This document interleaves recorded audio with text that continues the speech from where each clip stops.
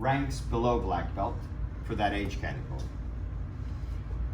Well, my Sifu decided that we were going to drive to St. Petersburg, which is where it was. So we got no sleep. No sleep, no hotel, no nothing. We just drove up. By the time we got there, it was 8 o'clock in the morning. Get your gear, go change, get ready for the competition. That's what it was. The US Open is the East Coast Championship. So it is a national tournament. A tournament of the East Coast from New York down to Florida. And I had my reservations because I had already competed quite a bit in karate tournaments, which are real troublesome for Kung Fu practitioners because especially in the sparring category, they don't allow most of our techniques. So it becomes more of a game. But in the form category, I went and competed with Shaolin number 6, right? Shaolin number 6, Silam 6. I probably had about 70, 80 competitors in my division because it was a national tournament and I didn't place.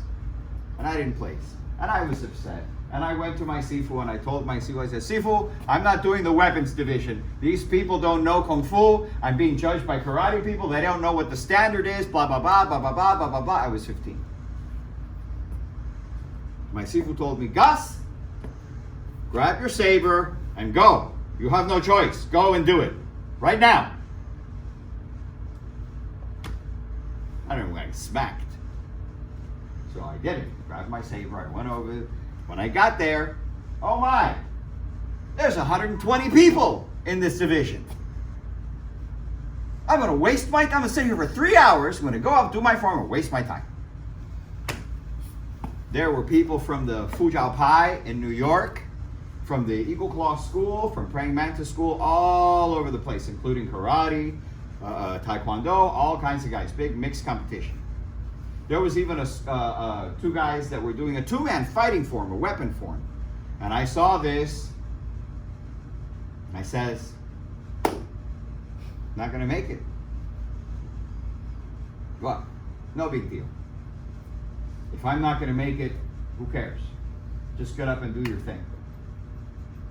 So I did. By the time they finally called me, it's 120 competitors, by the time they finally called me, I went up and I did my form with my broadsword, the same one that you guys practice, same one. And I finished. And then I waited for my score. And I noticed one thing. Because throughout all of my experience in competition, I had learned to play politics. And I noticed one thing. When they were getting ready to give me my score, the center judge smiled when he saw my form because it was very strong. He says, Gus, you do your Kung Fu forms, you know, like karate, very, very powerful. Oh, thank you, sir. I see the guy lean back in his chair and smile, and he goes over to talk to the other judge next to him and the other judge next to him. I could basically tell he's telling him, that's Gus Rubio. Blah, blah, blah, blah, blah, blah, blah, blah, blah. They gave me the score, the 5 judges scored. I didn't even bother to add it up because 120 competitors. Waited around for the rest of the division and all the other competitors to go up. Like I said, it was almost 3 hours. I won first place.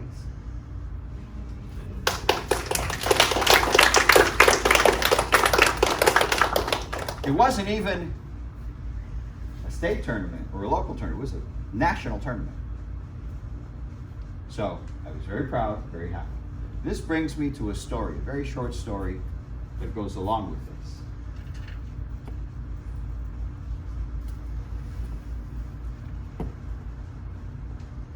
The student asks the master, Sifu,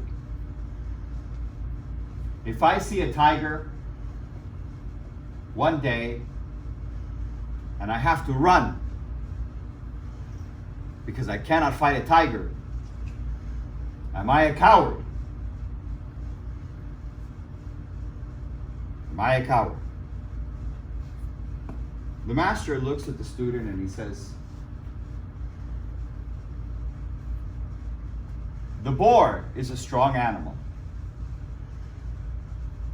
But the boar, when confronted by the tiger, will run. Not because he's scared.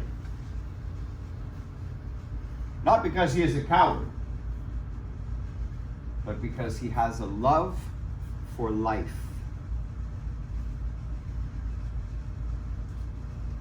You don't run from the tiger because you're scared. You run the tiger because you appreciate your life.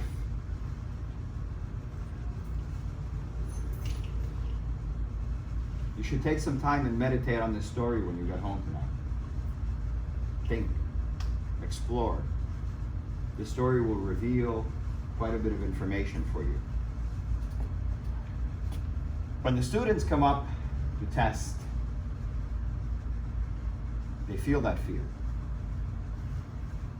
Do you not feel your adrenaline pumping? Yes, sir. Right? You feel that fear. Is it pleasant? Why do you come back? Why do you come back? You know, the only thing that's ever going to happen with you here is you're going to be challenged. Every day you're going to be challenged. Try harder.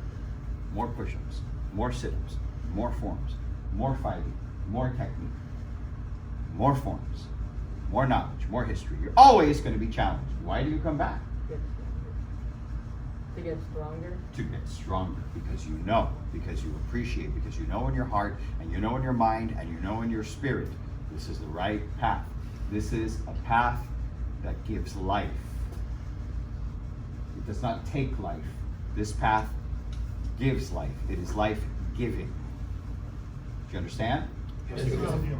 Always know, whenever you are confronted by adversity, if you pursue,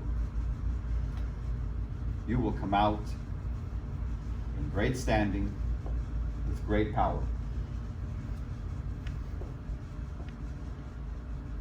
All together. Join! Show courtesy. Pow! Congratulations to all.